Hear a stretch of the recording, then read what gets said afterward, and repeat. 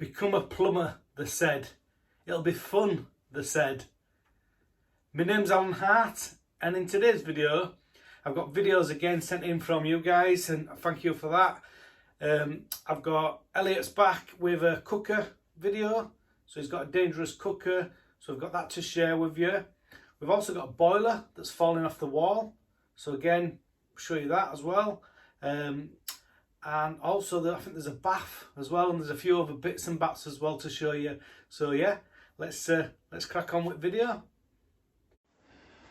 Okay, guys and girls, those of us that are learning and those of us that aren't, welcome to another landlord's gas safety check. So done the boiler. Believe it or not, the sump isn't cracked on that ideal. The condense is through like that, and it does freeze up. The tenant here has told me it freezes up every year, so they end up going without heating, which is great. So I'm going to come back and sort that out some date. Anyhow, the reasons we don't just look at the cooker and go, yeah, that's all right. So when you're tightness testing, doing your let by test, you always test with the lids in the up position, so that the valve is open, allowing gas through to the appliance, and you're testing part of the appliance. The other thing to check is, like all the hobs, I'm going to light one just for the minute, unclose the lid and see if the gas goes out. As you can see, that gas is still burning. See the little safety feature here? That should pop up, and it's stuck. So don't be lazy and not bother testing the cookers. There are plenty to test on a cooker. Hence why personally I never understand why people do an inspection of a cooker for free. Oh, I'll just do it, it's free of charge, I'm doing the boiler anyway. It's like, what, really? Because I've got to light the hobs, I've got to check the injectors, take all the tops off. I'm going to check all the door seals, front, top, and bottom, make sure the glass is in there, because I've had a few where the glass is missing. Then I'm going to, well, I'm not going to tell you how to do it all, but, make sure the FSDs and everything are working correctly. And I pull the cooker forward, check out the situation with the cooker hoses, which on this one is incorrect. It's hanging incorrectly, not in a nice U shape. Also touching the floor, which it shouldn't be. So I charge my time on these. I think we all should be doing that. And the second part of this video is, because I accidentally hit the stop button, because every engineer is different. I personally don't like attaching the cooker hoses like this. Now they come with this strap to go around here, so it's fine. I personally don't like doing it, so I normally just crimp the chain, undo a screw somewhere, and clamp it on there. Just for me, it saves any stress on a joint that's in there that could come loose. But I say each to their own. But the main thing on this this cooker is dealing with this safety device that's not working. So you all know how you should classify an incorrectly operating safety device, and also how you classify signs of scorching on the worktop. There we go. Keep your eyes open, people. So just coming back to the safety feature on the cooker, you can see now that is popping up nice and easy. So when we open it up, it pushes the button down, opens the gasways, which is where it was stuck before. Light the hob. There we go, it's lit. And as I take the lid off, it kills the gas. Close it, you can hear the gas coming through again. FSDs obviously cut it out. This one does have FSDs. Just to prove it, you watch that button in the background come up. At the same time the gas is shut off, but when I close the pin, there it goes. So it's not always hard. Sometimes the little pin is dead. There it is. On these, they're completely solid from grease and dirt and grime. Can't really get the focus on that, unfortunately, but it's not terribly work. Sometimes it takes 2 or 3 minutes to get it freed up. So it's always worth checking them out. Job done. Keeps the customer or the tenant happy as well if you can keep things going. It makes you look awesome. Gives you repeat work. See you later. And 2 little things finally before I go on this. I'm sure Viva Training Academy through Alan have done a good cooker ways to inspect the cooker and service the cooker and things like this. But also, I'm sure Alan won't mind me saying this, but Tomcat Gas Training's also got a YouTube channel, and he did a great one about how cookers work. The resources are out there for all of us to find these things, so use them. if you're not naturally engineer minded, as I've said before, none of us are perfect. None of us remember all of it. Just do some training. And the other thing I was going to run through with you, trying not to show the engineer who was here last, but some of you may do this, but type flue operating pressure, it says in order. Say the device is in order, and then combustion analysis reading in order. So all they've put on this is in order. Now, it'd be interesting to know, does anyone else do that? And do you think that's okay to put in order, or do you think you should be writing in the kilowatt hours or BTUs and the actual readings on the combustion analysis on the forms? Or do you think you should be okay to write in order? Because let's face it, it's in order. It's in order, it's okay. Or does it make you think that people are just going to write that and never actually do the checks, or can't be bothered? Personally, I always put all the readings, and I also print everything out. For me personally, I print everything out. So high and low case off. It's not focusing. High and low case off. Then I do high case on. Sometimes I do low case on. I don't always print the low case on. And then supplier. But not everybody does. Just be interesting to see what other people's views and what other people do with it. But definitely on the gas checks, do you just write in order on the gas rating and burner pressure and inlet pressure, and in order on combustion analysis? Be interesting to know. See you later. Bye bye. This boiler's been sent in by Ian Thatcher from IT Plumbing and Heating, and he's been called out to a Potterton combi boiler. And if we have a look at this boiler, when we look at the cupboard, we can see that it's got a smaller gap at the top. And when you have a look here, when he puts his hand in the back, he can actually put his hand up the back of the boiler. This is a new build property, and the property is about 2 years old. If we just have a look at the back here, you can see the boiler's actually coming away from the wall. And if you have a look on the flue, you can see that the boiler's totally loose. So the boiler needs to be removed from the wall.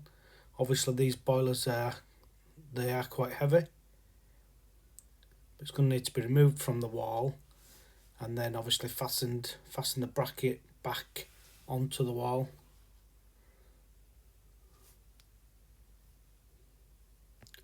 So the boiler's been removed now. I'm just going to find some long fixings, put some long fixings back into this standoff jig, put as many fixings as possible in this to make sure that it's secure to wall, and then also put the boiler back on the wall, and then put a screw back into the flue. So these boilers should have a screw in the flue anyway. You see there now, he's put a screw back in the flue, and then put the boiler back onto the wall, and the boiler's all working again now, safe and secure. Thank you to Elliot and Ian for them. I've also got one from Jules now in a few minutes.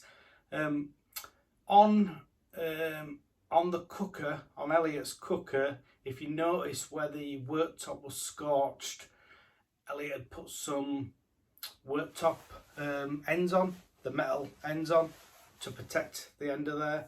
And also, obviously, the cooker would have been classed as dangerous because it's a safety device not working. But as always, look in your manuals. Make sure that you're doing everything correctly. Always read installation instructions as well. And then when you go to the boiler, just shows how important it is. Somebody else sent me very recently another one, a boiler that's come off the wall. So it's very important when you're putting a boiler on the wall that you make sure that it's secured correctly. I'm not trying to teach you to suck eggs here, but it is more common than we think. Not common, but it does happen. So just be careful with that. Now what we've got something a little bit different now. This is actually a bath that Jules has gone to. So let's just have a look at this one. Morning guys. I don't do a lot of plumbing over the years, heating engineer really, but this was something that came with a big heating job, and it's a disabled bathroom, and it's quite an interesting bath. I'd never seen one of these before, so I thought I'd do a quick video of it. The whole thing moves up and down, and it's all on flexibles. I'll try and give you a bit of a demo. So, if you can see, the whole bath is actually rising up.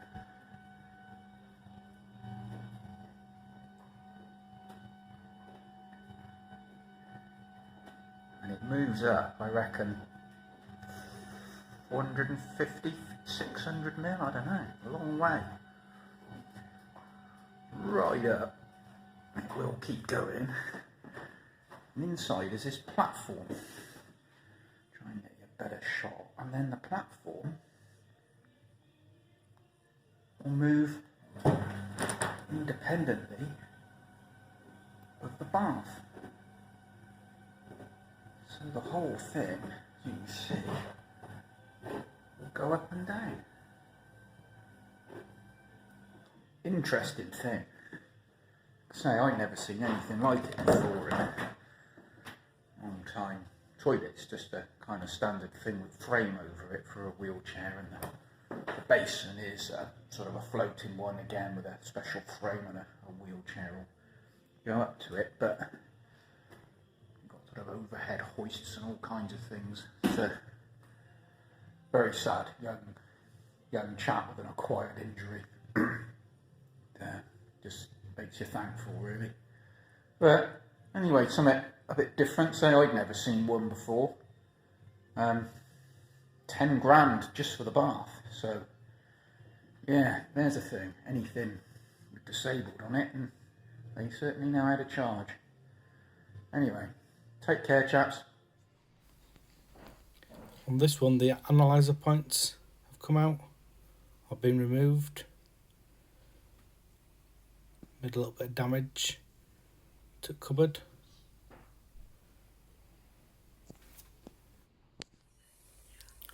When your boiler needs a new plate heat exchanger, or it could be another external filling loop somewhere. Boiler's off. Filling loop is off. Still fill it.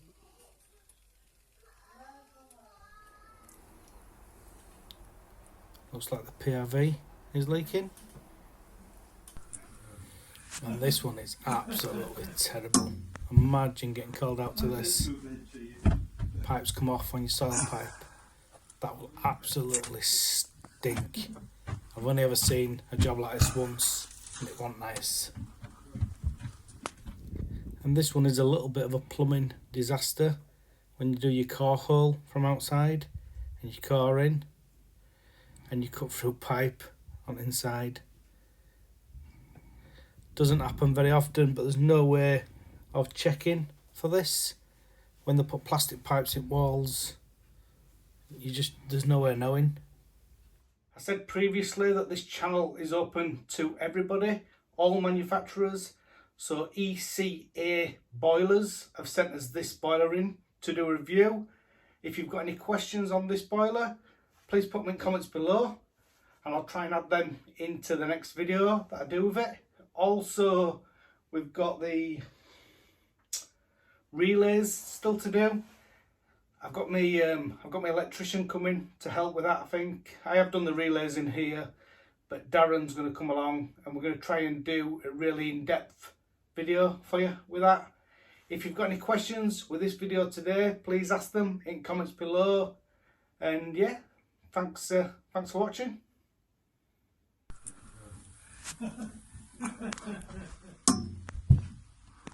sense to adventure you.